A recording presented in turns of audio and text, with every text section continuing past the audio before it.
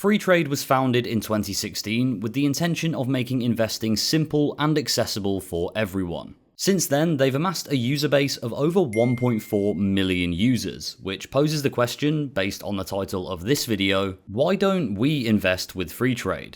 Well, there are a few reasons, so let's take a look. Let's start by looking at the reasons why we might want to invest with Freetrade, because they do have some good stuff going for them, and I want to make sure this is a very balanced review. A big selling point is their zero commission on trades, meaning that you won't incur any additional charges for buying or selling stocks and funds. This does actually make them one of the more cost-effective platforms to use, purely in terms of investing fees. So if you're someone that's investing a reasonable amount every single month, then this is a nice benefit of investing with Freetrade. The mobile app that Freetrade offers is well designed, easy to use, and fully operational, making investing and browsing extremely simple for people of any experience level. And this is probably the thing that Freetrade do best, giving people an easy to understand platform to use on mobile. If you're new to investing and don't require a huge list of funds and shares to invest in, Freetrade looks like a good option on the surface, and probably is a good option for many people. You can earn interest on your uninvested cash if you're on the standard or plus account, which is something that not a lot of other providers offer.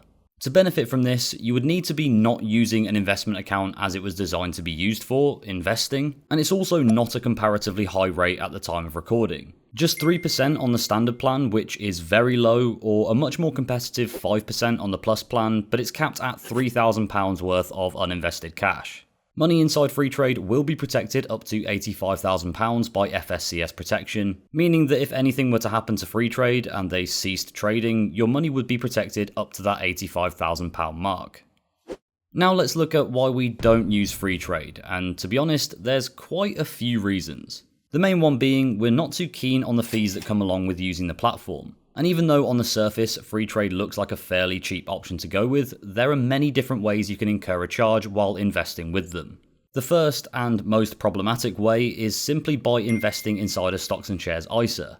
You can do this for free on a lot of different platforms, however, if you want to open a stocks and shares ISA with Freetrade, you'll need to pay for their standard account, which is either £59.88 upfront per year or £5.99 per month. Nearly £6 a month might not sound like a lot to be paying, but if you're only planning on investing a small amount each month, say £50 or £100, you'll end up paying a huge percentage of that investment in fees. Some platforms have no platform fees whatsoever, and many larger reputable brokers charge something in the region of 0.2%, which would be more than £6 on very large balances, but much less than £6 for smaller investors. I don't like Freetrade's tiering system of account privileges, as it's almost as if they're locking all the good features of their platform behind a paywall. It's not great, in my opinion, to offer a reduced amount of stocks to invest in to those that don't pay for an ongoing subscription. I want to give credit to Freetrade for at least being upfront with their fees and not charging them in a stealthy way, but I still don't like the tier system overall.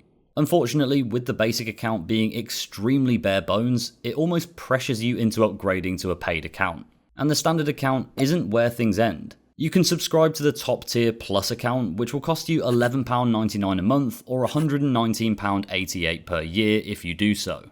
On the plus plan, you gain access to a SIPP and priority customer support, plus more stocks and funds to browse.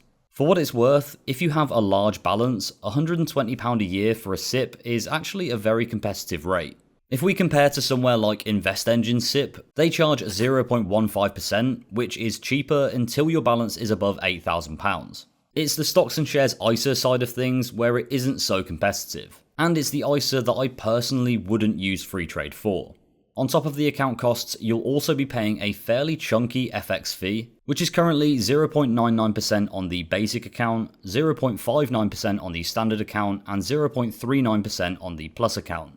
Again, this is another tier-based benefit, but actually you're not really benefiting much at all, as even the plus account's 0.39% fee isn't the most competitive when looking at what other brokers are charging. Comparing to Trading 212, their FX fee is 0.15% across the board. So what other benefits do you get for signing up to a plus account? Well, you can access the website to trade on. Yep, in order to access the Freetrade desktop site, you'll need to have a plus account. So it's mobile only for the plebs.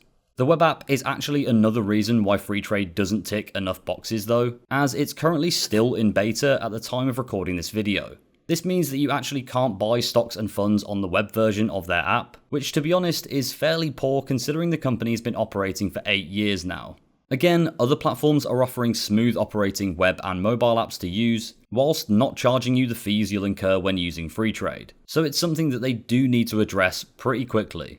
I'm not saying their fees are outrageous, they're probably lower than some brokers and so-called robo-advisors, but they are higher than a number of alternatives, and this is why we currently don't invest with Freetrade. The basic account is, well, just that, pretty basic, and doesn't offer you a lot of features or a wide range of stocks and funds to browse.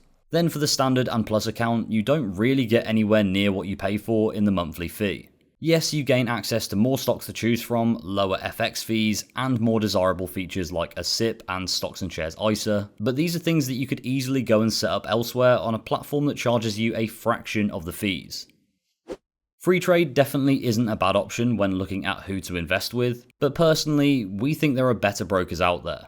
If you're happy with the limitations that come with it, using a Freetrade basic account is one of the cheapest ways to invest on the market. It's just a shame that they lock a lot of key features behind their paid for account types. And unfortunately, the cheap price of their free account prevents you from investing inside an ISA, which means you'd owe capital gains tax on your investment profits. And this can add up to a huge amount of money in the long term. I'll link a video in the end screen that explains how this works in more detail when we looked at another broker, eToro, and why you probably shouldn't use them. I think the fact that the website isn't even finished yet also doesn't help their case, and charging customers to gain access to it and better customer support just seems a little backwards to me.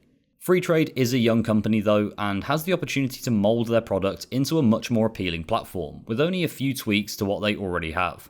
As I mentioned earlier, they've nailed the mobile app, and that's arguably one of the most important things to get right. I guess time will tell where they go from here. Will they ever be able to return to the heights of when they were actually free to use in the past?